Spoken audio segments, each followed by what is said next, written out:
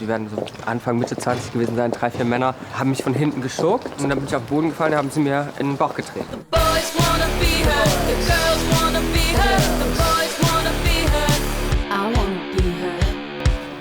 Dramatische Wimpern, krasse Perücken und mega heiße Outfits. Heute geht es bei Follow Me Reports um Drag Queens. Es war lange Zeit ja eher ein etwas nischigeres Thema, aber dank Castingshows für Drag Queens kommt es immer mehr im Mainstream an. Auch Heidi Klum hat mittlerweile eine solche Castingshow. Und heute treffe ich eine der Teilnehmerinnen, die wird uns erzählen, was hinter den Kulissen so abgegangen ist. Und eure Fragen sind natürlich wie immer mit dabei. Ich glaube, hier wohnt Candy. Krass! So viele Schuhe habe ich nicht. Candy? Hi! Hi! Die Tür war schon offen, ich habe dich ja erwartet. Alles gut? Ja. Hi, ich bin die Hanna, freut mich. Freut mich.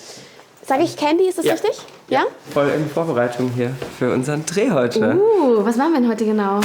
Wir haben eine Wolkensequenz, also ein Musikvideodreh für meine erste Single. Und dann machen wir uns noch hübsch zusammen. Ne? Ja, geil. Kannst du mir mal ein bisschen, darf ich also so eine kleine Roomtour bekommen? Da drüben ist das Zimmer. Oh, ja, geil. Hier machst du dich quasi immer schick. Genau, hier setze ich mich dann immer hin, mache meine Videos und schmink mich. Meine Travel Bag. Ich hatte nämlich gestern noch einen Make-up-Job. Das heißt Make-up-Job. Du hast geschminkt? Oder? Genau, ich schminke auch hin und wieder noch. Okay. Also bist du ein Make-up-Artist? Nee, ich habe das nicht gelernt, aber es ist auch kein geschützter Titel. Ne? Wann hast du dich das erste Mal geschminkt?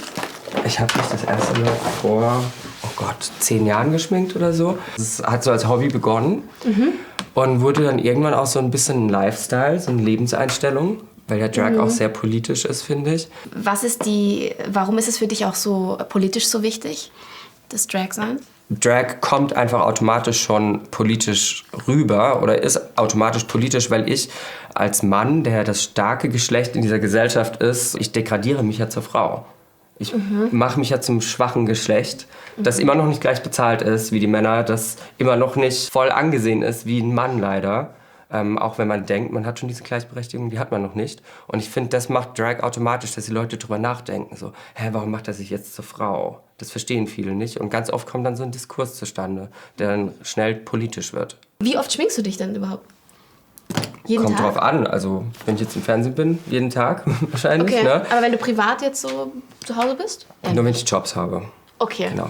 Oder wenn ich für YouTube was drehe. Also wenn du nicht geschminkt bist. Du bist ja immer Candy. Genau. Ne? Nennen dich deine Eltern dann auch Candy? Ich hatte gerade Geburtstag und auf der Geburtstagskarte von meiner Mutter stand liebe Candy, was ich total süß finde. Also es ist, wie gesagt, ein Spitzname geworden, aber die nennen mich schon noch bei meinem Jungsnamen. Wann nutzt du deinen bürgerlichen Namen noch? Auf dem Amt. Ja, Nee, auch wenn ich Leute kennenlerne, also bin ich immer Candy, auch privat. Okay. Weil das halt so, ja, ist irgendwie so geworden, so der Spitzname. Wie trennst du dann aber für dich, wenn du die Drag Candy Crush? Je öfter ich Drag gemacht habe, desto mehr haben sich diese zwei Charaktere, ich out of Drag und in Drag, angenähert und sind so eins geworden, weil mir Drag einfach geholfen hat, so zu mir selbst zu finden und mich so zu akzeptieren, wie ich bin und wie ich sein möchte. Eine Frage, die von unserer Community auch kam, war, mit welchem Pronomen du angesprochen werden möchtest? Das ist mir tatsächlich voll egal. Okay. Also ja, ich bin halt ein Junge, ein Mann. Wenn ich in Drag bin und jemand sagt er, dann finde ich es immer kurz komisch. befremdlich. Ja. Aber das merkst du auch an Reaktionen der Leute, weil die dann nicht immer wissen, wie spreche ich die Person jetzt an. Richtig, ne? deswegen Genau. frage ich, weil also das ist auch nicht einfach. Ne? Also weil dir ist es jetzt egal, aber jemand anderem vielleicht nicht so. Candy, guck mir jetzt mal kritisch ins Gesicht und sag bitte, was ich falsch mache. Also ich glaube nicht, dass du was falsch machst. Siehst du aber schon den Unterschied? Es ist halt noch nichts passiert. Ne? Ich sitze einfach seit 20 Minuten hier und male mir dein Gesicht an. Ich kopiere jetzt einfach das, was du machst. Oh, okay.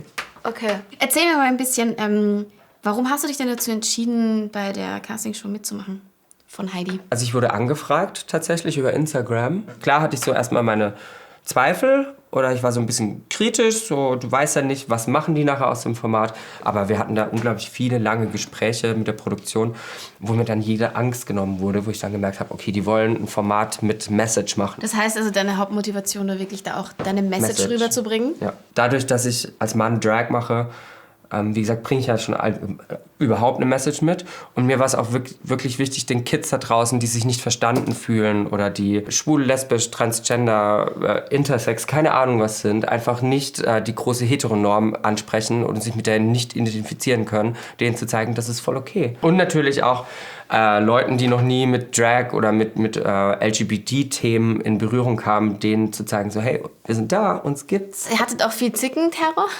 Ja, das ist tatsächlich, wir werden ganz oft gefragt, ja, wie viel war gescriptet? Es war nichts gescriptet. Das ist wirklich alles genauso passiert. Ne? Guck mal, einen Pinsel nicht wie so ein Füller halten, sondern wenn du ihn hinten hältst, dann hast du eine viel leichtere Hand. Genau. Ich habe viel zu viel drauf gemacht. More is more. More is more. Das ist auch so ein Lieblingsspruch von Heidi. More is more. Ja, genau. Apropos, wie war eigentlich Heidi? Heidi war unglaublich sympathisch. Wir hatten eine richtig lustige Zeit mit ihr. Und sie hat also auch so ein bisschen so einen dreckigen Humor. Ich hatte gedacht, dass sie ein bisschen distanzierter ist, als sie sich dann wirklich gegeben hat uns gegenüber. Hat sich deine Meinung geändert zu ihr? Meine Meinung, die ich zu ihr hatte ich ja nur aufgrund ihrer anderen TV-Formate, die ich jetzt nicht so krass toll finde. Also sie hat mich auf jeden Fall überrascht. Ihre Person hat mich sehr überrascht. Ist das jetzt wirklich so oder sagst du es jetzt? Nee, die war wirklich losgelöster. Sie war losgelöster, auf jeden Fall. Deswegen sage ich ja, meine Meinung hat sich geändert. Was sagst du denn zu der Kritik, die es rund um die Show gab? Sagst du, das ist berechtigt? Oder sagst du, es ist geil, dass es sowas überhaupt mal im Fernsehen gibt und dass es so eine Aufmerksamkeit bekommt? Ich finde Heidi, weil viele sagen ja, Heidi ist nicht qualifiziert, das zu beurteilen. Das ist ja der Shitstorm eigentlich gewesen. Genau. Meine Draufsicht ist eher die, Heidi bringt ein unglaublich großes Mainstream-Publikum mit in diese Show, das mit diesem Thema noch nichts zu tun hatte. Und Heidi repräsentiert auch so ein bisschen diese Menschen, die da jetzt neu drauf schauen auf diese Show. Friede, Freude, Eierkuchen. Du darfst jetzt wahrscheinlich auch nicht viel anderes sagen, ne? Du, ich kann auch tatsächlich gar nicht viel anderes, ich kann euch nichts Negatives geben. Es war natürlich körperlich anstrengend, es war emotional unglaublich anstrengend, das hatte ich sehr unterschätzt. Du findest ja Heidi auch ganz toll, ne? Nein. Nein. Von ihrer Art im Fernsehen finde ich sie sehr aufgesetzt. Als Entertainerin, ne? Ich finde halt auch das, was sie macht in ihrer Show. Also ich mache relativ oft Videos über die Sendung, weil ich es halt auch kritisch betrachte. Hast du das mitbekommen mit Barbara Schöneberger? als sie behauptet hat, nein, echte Männer dürfen sich nicht schminken oder sollten sich nicht schminken? Krieg ich sofort Migräne. Was sollen jüngere Männer und Jungs denken, die gerade in der Selbstfindung sind und sich nicht akzeptiert fühlen in ihrem Mannsein. Und dann kommt jemand wie Barbara her, die eigentlich ein Vorbild für die Gay-Community auch ist. Und dann sagt so, nee, stimmt, du bist eigentlich kein Mann. Egal, ob geschminkt oder ungeschminkt, wen findet ihr immer wunderschön? Schickt dieser Person das Video jetzt per WhatsApp. Ich sehe ein bisschen aus wie ein Clown, nur ein bisschen. Wimpernkleben! Wow. Ich würde sagen, wir sind fertig. Jetzt fehlt die Perücke. Ich würde sagen, das machen wir als erstes. Und dann gehen wir zum Schrank. Oh. Mein Gott, habe ich noch nie gehabt. Und es wird auch gut zum Rot passen. Aber dazu müssen wir erstmal deine Haare verstecken. Wie hat denn deine Familie reagiert, als sie dich das erste Mal in Drag gesehen haben? Meine Familie hat mich, glaube ich, noch nie in Full Drag gesehen, weil die ja in Karlsruhe leben. Ja, meine Familie steht voll und ganz hinter mir. Bis auf meinen Bruder, der kommt da nicht so drauf klar. Für den ist es schon schwer, dass ich schwul bin. Oder ich habe mal ganz stolz einen Artikel präsentiert, in dem über mich berichtet wurde. Da war seine Reaktion, hör auf mit dem scheiß Transen-Zeug, ich finde das ekelhaft. Das tut super weh und ist voll die lustige Situation gerade. Das ist total ekelhaft, aber irgendwann lernt man negative Energien einfach von sich zu schieben. Auch wenn es die Familie ist. Angehörige kann man sich nicht aussuchen, Familie schon. Das stimmt, das sage ich auch immer. Ja. Aber macht dich immer noch traurig. Macht mich immer noch traurig, weil es halt oft Thema ist. Aber jetzt machen wir dir die Haare schön. Wir machen jetzt meine Haare schön. Nach diesem Downer. Dann also ich habe wirklich so das Bedürfnis, meine Augen aufzureißen, weil ich irgendwie nicht sehe. Magst du mal hier oben festhalten? Also, guck mal hier.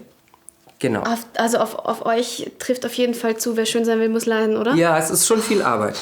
Kennst du viele Frauen, die sich als Drag Queen ich kenne nicht viele, aber ich kenne doch schon einige. Wow. Die kennen wir jetzt noch. Und dann bist du so eine halbe Drag Queen. Ich fühle mich ein bisschen wie Ariel. Sag mal, es gibt ja so das Klischee, dass Drag Queens immer schwul sind? Sagen wir 99%, die ich kenne, sind schwul, die Drag machen. Der Rest sind Frauen. Oder auch, ich kenne 1 oder 2 Heteromänner, die das machen. Fertig. Oh, hello. Das ist also dein Kleiderschrank. Das ist ein kleiner Teil. Ein kleiner Teil. Ich hab selbst nicht so viele Klamotten mehr, weil ich mir für Events viel ausleihe von Designern. Ich habe auch schon gesehen, hier, das wirst du, glaube ich, heute tragen, oder? Genau, das ist mein Outfit für einen Videodreh nachher. Du hast in der Sendung ein Outfit getragen. Ja. Das war so ein, das hat mich an Lady Gaga erinnert. Das Weiße, ja. Das fand ich mega, mega, mega geil. Dankeschön. Du hast ja auch sehr positives Feedback bekommen. Im Schritt saß das tatsächlich sehr eng. Ja. Da habe ich mich gefragt, wie macht man das? Wie schnallst du es weg? Mit Tape tatsächlich. Das hört sich furchtbar an. Ist auch furchtbar. Tut weh. Ja. Du nimmst den Tape, setzt hier oben an und dann ziehst du einmal nach hinten und dann ist es glatt. Das Abziehen tut dann weh. Das glaube ich. Ja. Wow. Ich würde mich jetzt mal da reinschmeißen. Wow. Ich bin keine echte Drag Queen. Also es würde viel zu aufwendig sein, das jetzt Weißt du was, wir machen das irgendwann nochmal, wenn wir richtig viel Zeit haben. Aber es ist voll okay. Es gibt viele Queens, die sehen nach Jahren ähnlich aus. Das sieht richtig natürlich aus. Wow. Ready to go, girl. Und ich wollte jetzt nochmal für meine Crew einen Sekt kaufen oder so. Ja. Gehen wir in Späti. Gut. Wenn wir jetzt nicht mit der Kamera da wären, würdest du auch so rausgehen? Wenn ich irgendwie gerade von einem Job komme und ich bin so halb Boy, halb Girl, Ja. dann gehe ich noch mal kurz in Späti. Das ist kein Problem. Ne? Okay. Aber ich würde jetzt nicht so durch Berlin fahren oder laufen. Das ist tatsächlich zu gefährlich. Da ist mir jedes Mal, wenn ich so unterwegs war, immer was passiert. Also das ist völlig inakzeptabel, Ja, wie du das ist schon leider sagst. unser Alltag. Das Aber ist krass, ne?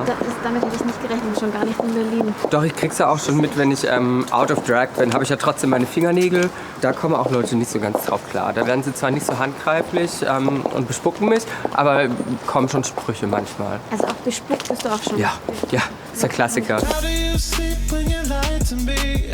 All that shame and all that danger. I'm hoping that my love will keep you up tonight, baby. Aber es ist halt auch krass, dass du dann deswegen nicht mehr Ja, so dass ich auf mich, der Straße rumlaufen kannst, wie du es möchtest, ne? also zu einem gewissen Grad versuche ich mich nicht limitieren zu lassen von irgendwelchen Leuten, die mich limitieren wollen. Manchmal ist halt auch so eine Grenze überschritten, wo ich dann an meine Sicherheit denken muss. Hallo. Habt ihr einen Sekt? Ja, nochmal. Perfekt. Body! Yay! Dankeschön, schönen Tag. Ciao. Also wenn du in Drag unterwegs bist, Leute gucken immer. Und du hast es schon öfter erlebt, dass dich Fremde einfach geprügelt haben?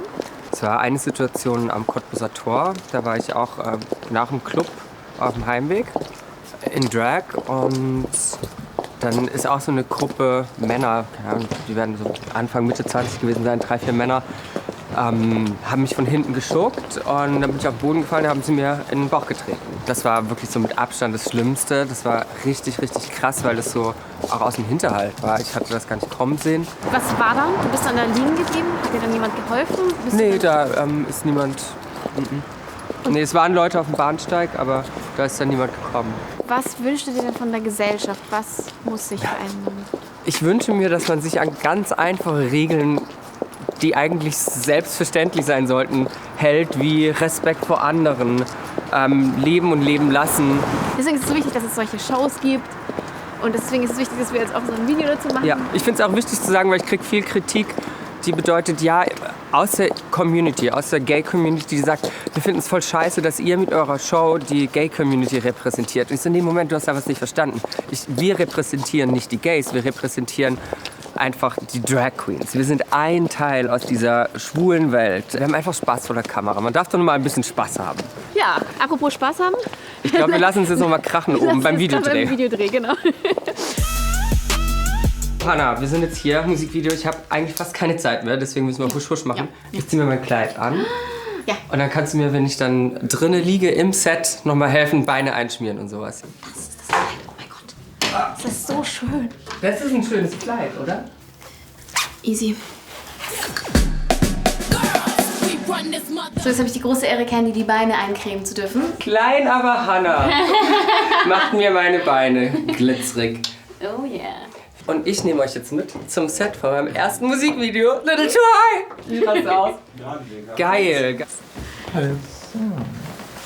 Candy. Tausend Dank, Hannah. Es war so schön mit dir. Es war so schön, ja. Ciao. Es war ein richtig schöner Tag. Candy ist so eine tolle Persönlichkeit und wirklich genauso vor der Kamera, wie sie auch hinter der Kamera ist. Also sehr authentisch und ja, das war schön. Also sie lebt Candy und sie ist einfach Candy. Deswegen freue ich mich, wenn wir uns nächstes Jahr auch im CSD in Hamburg sehen. Und dann macht mich Candy zur richtigen Drag Queen. Wenn ihr es noch nicht gemacht habt, dann klickt doch jetzt mal den Abo-Button, dann verpasst ihr nämlich kein Video mehr. Jeden Mittwoch um 15 Uhr gibt es ein neues Video. Und wenn ihr Lust auf noch mehr Schönheitsköniginnen habt, dann schaut doch hier vorbei. Aminata hat nämlich mal hinter die Kulissen der Miss Germany-Wahl geschaut. Und unsere Kollegen von Auf Klo haben eine muslimische Drag Queen getroffen. Was ihre Familie dazu sagt, das seht ihr hier. Bis nächste Woche. Ciao.